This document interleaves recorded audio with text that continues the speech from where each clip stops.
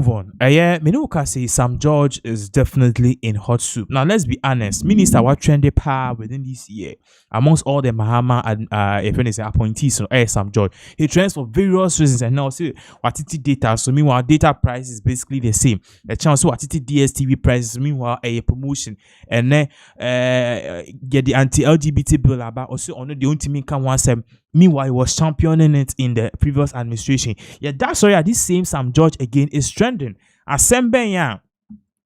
Ni nyane so akofa NPP TikTokers and one more awards. Bra NDC TikTokers are omudi yewra Mahama ichia so omubo ni hu dey run TikTok ema ni wini and omote ho. Now, the other two just see akra na say eno dey esin kroyi. And the fact said, this same Sam George, he and his Ministry of Communication is leading a new bill about Parliament. This particular bill about Parliament, and it's basically a military style bill. Now, in something you be brave because it's a video which is going to explain to you this particular bill and now people are saying is that the bill is definitely a tool. Sam George is going to use say o can want some money with social media. Esan say bill no ebe man the Ministry of Communication more powers no. And that particular mission be handle some particular bill ebe more powers to prosecute and jail anyone no. And also how can Sam George on assembly a obitima be ofia ho machi aba be so. And these were the same people who sought to protect Ghanaians. And also what protect free speech. We'll get into the details of this bill, but then this guy all trending on social media now. He explained this whole bill best. In question video about back to us. See, the new cybersecurity amendment bill is not a cybersecurity reform, but then it's a control reform. And if it passes, it will give just one government agency more power over your digital life than any law in Ghana. So let us go through it step by step. Starting with Section 4A, which is the new powers of the Cybersecurity Authority. Now, this section gives the authority power to investigate and prosecute cybercrime, not just regulate it.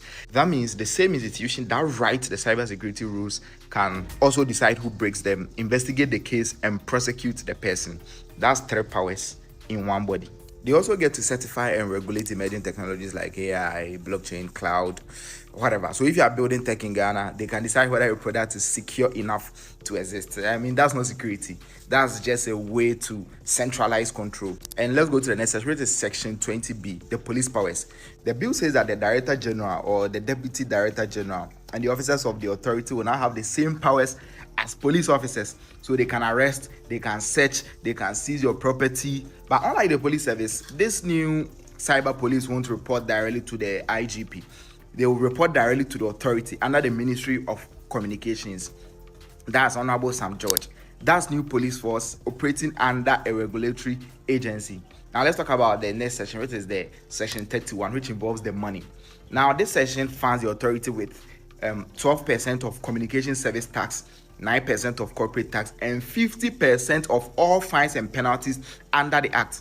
So in other words, the authority makes money when it fines and punishes people. Now this is a self-financing system.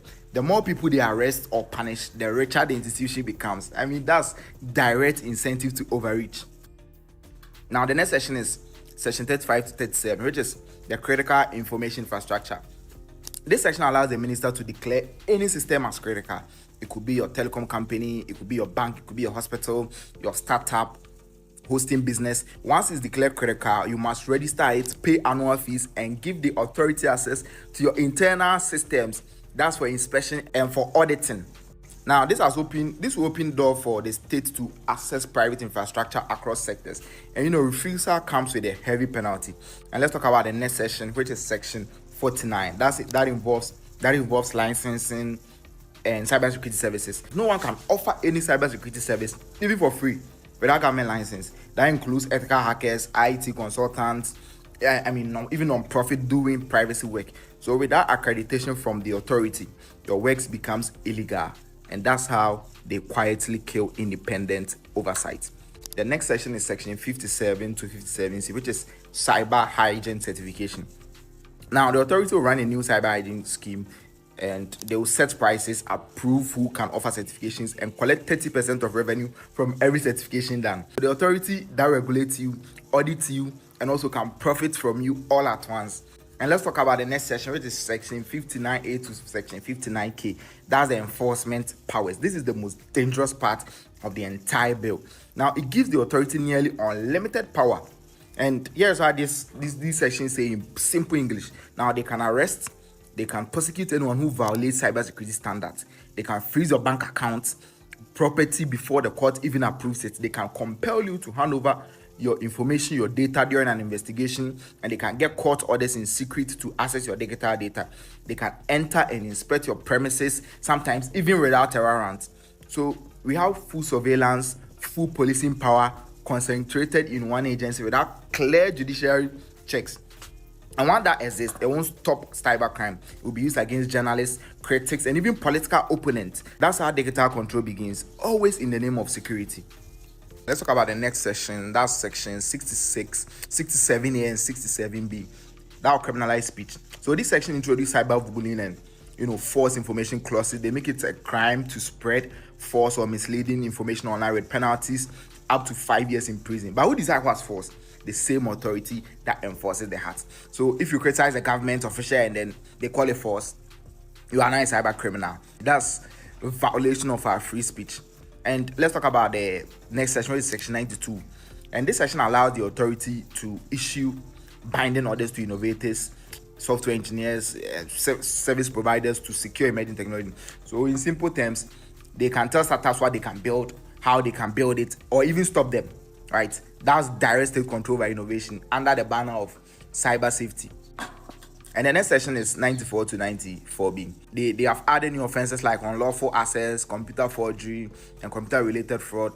Some are valid, but the language is broad, so it can easily criminalize ethical hacking or even testing your own systems. Every major authoritarian thing in modern history starts with laws like this.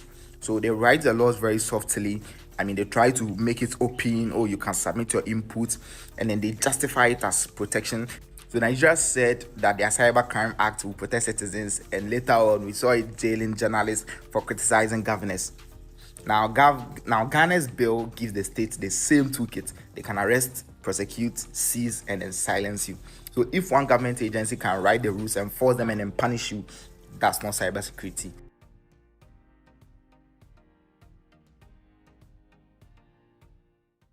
The team for following this particular backlash, though, man for patches this particular bill, no, it is not what it seemed to present and project. So quickly, in Sam George and the Ministry of Education, Communication, with the press release about bill near cast ever passing, you ever see a tea amount for a drink share and found. And it's no stress our press release or the buy any idea to screen so or say public announcements recall for public input or comment.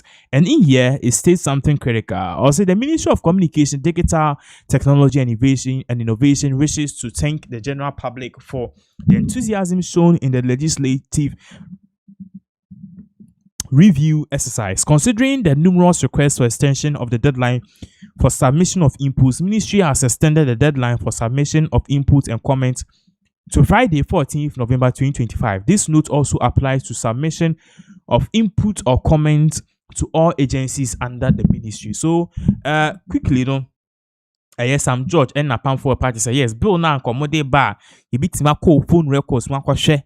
Say o kan sem boni afa Mahama na sem a kan fa Mahama ho no wan kasa no yi nipa papa na say why na ne kasa no sa bill ni nyina no aye controversial no Ghana for binom e wo issues to the no omo ma ho kwan sa manfo encho madwe no mo ntro enfam bre ministries. The reason why this is not good, and clearly this is not even going well for yet them. It will show the whole screens also let us take chance. We comment say let us take this chance serious. The ministry has extended the deadline, meaning you can still send your views on the Cybersecurity Amendment Bill 2025. The bill affects everyone online, from your phone use to your business data. And Sam George Ebi Post said this was issued yesterday, Chief. The attempt to bastardize an open and transparent government process is most unfortunate. Remind me again when the 32 plus years history of the Fourth Republic has a ministry opened up this manner for public input into a legislative process.